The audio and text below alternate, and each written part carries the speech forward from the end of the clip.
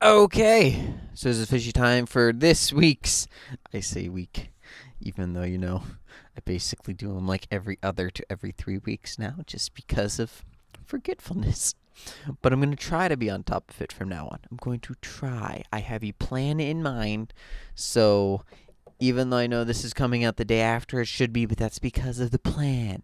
That's because of the plan. Just wait. Just wait. I won't miss another one for at least a month. Then I'll probably miss a few more. Okay. But we on Kaisa, the daughter of the void, which really doesn't make too much sense, but whatever. Style is mostly auto attacks with very. This is true, but not fully. I would honestly put her like way over here. I'd have her like 2/3 auto attacks, 1/3 abilities, because you technically like swap it because it's whatever closest to is what she really is. Because she uses her abilities a lot, like a lot. It's kind of insane actually, just to the extent that she really does. Um, her difficulty is 2, which I would agree for the most part. Yeah, actually, yeah. Mobility 3, very understandable with her alt. Wait, they took away. She. This is true that she has no crowd control at all, but I didn't. I thought like no matter what, you had to have that last circle. I guess not. Huh. That's interesting. And then her damage is 3 as well. Well, she's an ADC, so it's kind of what you expect. If she didn't have 3 damage, I would be very confused. Okay, so claimed by the Void when she was only a child, Kaisa managed to survive through sheer tenacity and strength of will. Her experience have made her a deadly hunter, and some the harbinger of the future they would rather not live to see. Having entered into an uneasy symbiosis with living Void carapace, the time will soon come when she must decide whether to forgive those mortals who would call her a monster and defeat the coming darkness together, or simply forget as the void consumes the world that left her behind. I forgot that there is a whole thing of like the void consuming people. But yeah, so yeah, she's Kassadin's daughter. Apparently, Malzahar sacrificed her to the void, which is why she's not really like the daughter of the void exactly. But eh. Her abilities. So first we have Second Skin. Kaisa basic attacks stack plasma, dealing increased bonus match damage. Allies immobilizing effects help stack plasma. Additionally, Kaisa items purchase upgrade her basic spells to have more powerful properties. Honestly, I really like it. I like the whole idea with her passive, how it upgrades her auto attacks. With the plasma itself, how it's 5 and it's not like 3 or something really stupid or easy to hit. It is 5, which does take a good amount of time, well, a reasonable amount of time early on, and then a proper amount of time late game. But then there is her passive that allows you to upgrade her abilities, which also encourages her to actually build AP, because that's what upgrades her W. So I really do like her passive a lot. Then there is her Q. I can't. Rain. Yeah, it's called Rain. Kaisa shoots a swarm of missiles that seek out nearby targets. Living weapon. It upgrades to shoot more missiles. That's really it. Now, I will say that this is supposed to evenly distribute among the allies, or not allies, among the enemies around her. It does not. It focuses champions. It says that it evenly. It does not. It does not evenly. It does not evenly at all. To a stupid extent where the one time I had a full stinking minion wave around me, and then there was her. She hit her Q.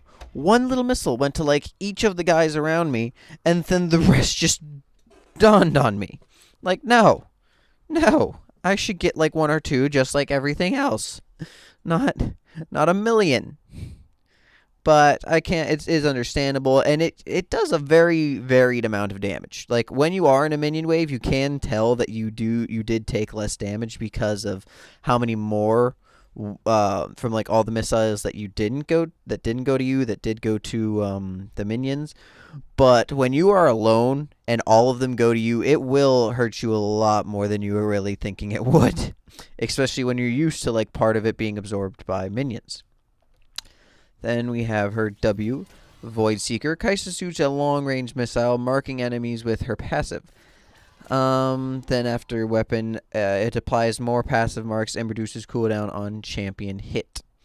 Which, honestly, I think is perfectly fine. I like the fact that it applies another mark. It really makes that easier, especially because if you do upgrade this, it means that you built AP. And if you have AP, then your plasma hits is really necessary to get off. So, like, you're going to need that extra mark. Now, honestly, I really don't find anything problem with it, but I do think that the hitbox for it is kind of weird. Not gonna lie. Both for Kaisa and against Kaisa, such as if you're trying to dodge it, you will be surprised how wide you can be hit by it. But as at the same time as Kaisa, if you're trying to like weave it around things, then you'd be surprised how like difficult it is to just barely skim by a minion, and how often it will just tap the minion and you'll just standing there like, oh, wait a minute, it didn't get by. And then, like, that taste is kind of annoying, but I do like the ability itself. Then here is her E, Supercharge. Kaisa briefly increases her movement speed, then increases her attack speed. Supercharge is upgraded to briefly grant invisibility. Honestly, I really do like her E as well. It doesn't let you auto-attack while your movement speed has been increased. And early on, the movement speed is nothing. Like, it is basically nothing at all. Why did that just pause right there for a moment? But later on, that movement speed can get ridiculous. Not movement speed, the attack speed can get ridiculous. Like that ability is actually, I think, really balanced well with how the game progresses. Because early on, it's really not that effective. The movement speed is really low. The attack speed is okay, but not great. But then late game, like, you will turn invisible, go into a completely different area, and then just unload on them, and they don't know what hit them. Because it just does so much damage so quick, and just so much movement speed, plus the invisibility. It is honestly very useful, and it goes very well within the game, and makes her scale really hard. Then there is her ult, which I do sort of have a problem with, but Killer Instinct. Kaisa dashes near an enemy champion. That is the worst description ever. Okay, so basically, if any enemy champion has a mark on them from her passive, one of the plasma marks. Now, it can be from an ally or from her. She's capable of dashing to them. I don't think it has an indefinite distance, but basically I think it is like the same distance as her W, because that's really the farthest mark you can get, even if you tried. So you're capable of dashing to them in a set circle around them. The only thing that I don't like about it is it gives you a shield. And I like that you get to like determine where you dash to, and I understand it doesn't really do too much damage, but it gives a shield. Now, I don't fully know how this shield works. Such as, I don't know whether it's based off of distance or what, or just how, but I'm not going to lie, I don't like it. I think that it should honestly only give a shield if you use it within a certain small enough distance of the enemy champion. Meaning that if you, hit your W from the max range and you dash to someone, it will not give, it'll give a very, very small shield. But if you were already really close to them and then you dash, then it'll give a small shield. Now, probably a lot of people are thinking, wait, what? Shouldn't it be like the opposite of this? The reason I say that is because, honest to most cases, if she's dashing that close, then it's probably to execute you anyway. If she's dashing that close, then it would help with team fights. It would be a bit of a buff, but also a bit of a deficit, because it's encouraging her to dash while she's closer to you. And not only that, but I want there to be like an inner circle in her circle, and that's like an actual good shield. And the outside one is not, like, even if you are closer to them, that outside shield really isn't going to be much of anything. But we're basically, yeah, she'll dash to you, and it'll just it'll just be exactly that. Like, it'll just be a bigger shield the closer she is to you. The reason I say this is because, like, she is a ranged champion. She does not succeed from getting closer to enemies, especially based off the enemy type and if they're capable of peeling and so on and so forth. Now, she will have a reasonable escape technique of her E, but at the same time, if she dashes to someone close enough, depending on who it is, they could really turn the tables really quick.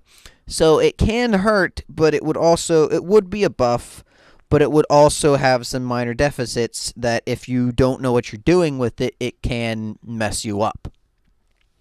Now, the majority, like 90% of Kai'Sa's kit, I honestly really like. I want to play her more. It's just I really don't succeed on high attack speed champions all that well, especially like ADCs in particular. I really do not do well with. So because of that, I really don't play her much, but I really do like her kit. Because she's capable of building both attack speed, magic damage, attack damage. All of these things are very good, and she is supposed to build all of them. Her passive does have her two parts. I like the fact that she's capable of upgrading her abilities from building certain things, which just, makes her stronger late game. The fact that she's capable of upgrading multiple and she can't just upgrade one at a time or something is something that I both like and dislike, because I'd really like to see her have to choose. I feel like that would be a good way of nerfing her if she ever becomes way too strong. But at the same time, I think like a good change that I would thinking of that wouldn't really be mandatory, but something that they could do if they just wanted to kind of change her or try something different, is I'd make it so that her ability, she has a set amount of upgrade slots. Now, what it'll be is 3.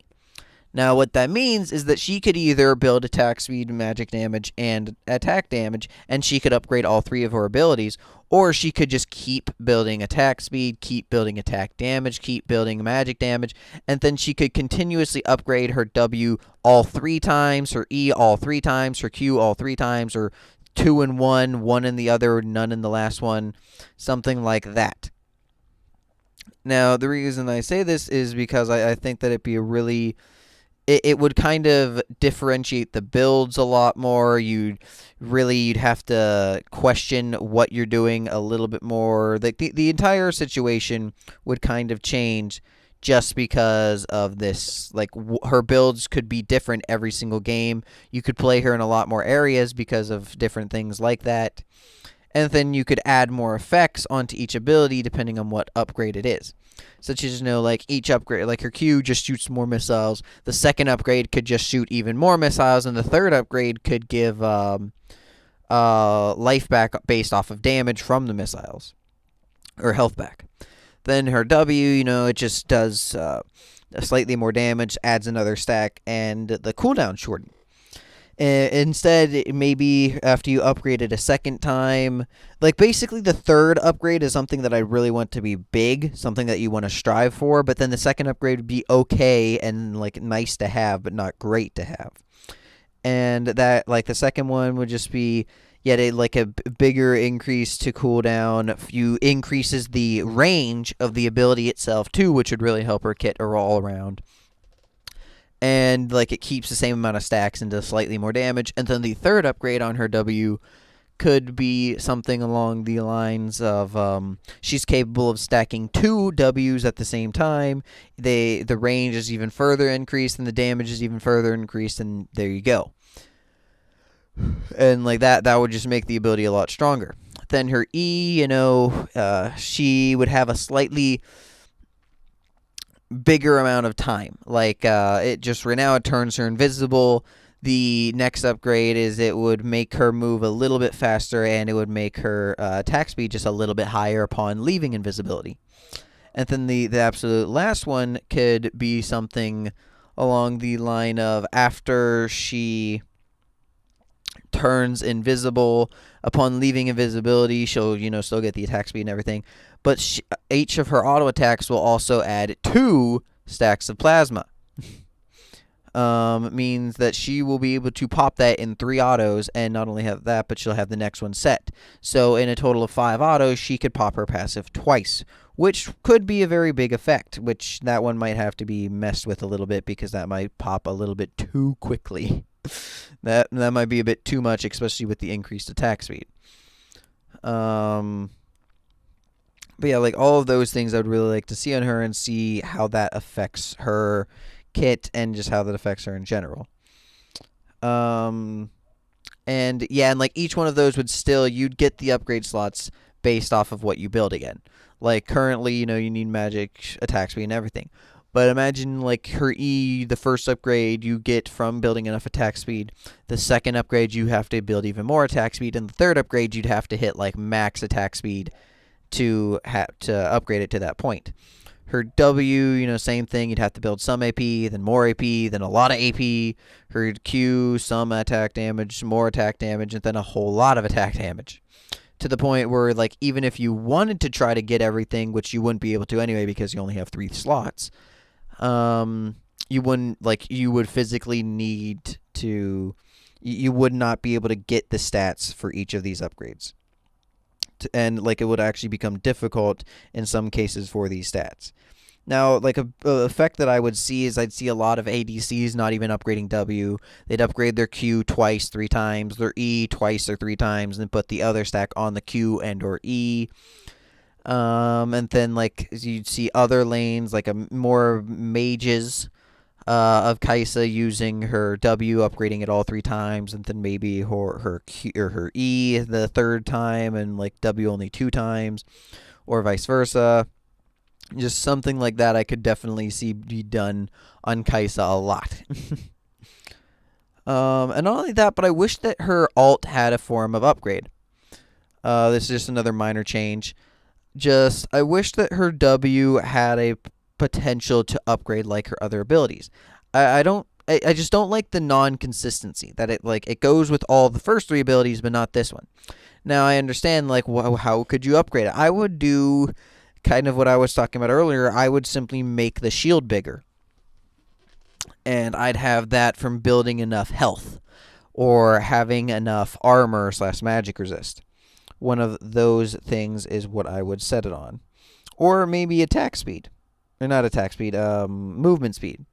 And I'd make the dash, I don't know, you can't really make the dash faster, but maybe damage the enemy upon dashing to them. Like, once you dash to an area, you send a pulse around you that damages all enemies around you.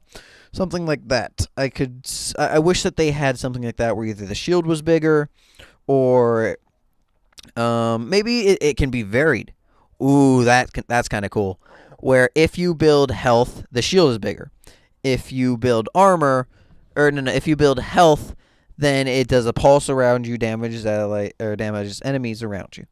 If you build armor, then the shield is bigger. If you build magic resistance, then you dash to that area and it gives a normal shield and a magic shield. That would be something that could that could be very nice.